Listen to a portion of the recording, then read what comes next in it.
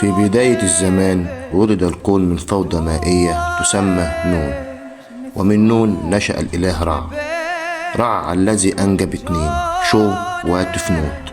ومن زواج شو وتفنوت ولد اتنين، جب إله الأرض ونوت إلهة السماء.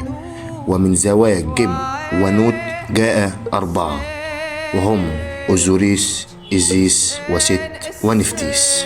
أوزوريس الكبير علم الناس الزراعة، حكم بالعدل، وكانت بجانبه زوجته وأخته إيزيس إلهة السحر والأمور. بس كان فيه واحد قلبه مليء بالطمع والحسد والغيرة، وهو أخوه ست علشان يخلص من أخوه أوزوريس دبر له مؤامرة. إيه هي المؤامرة دي بقى؟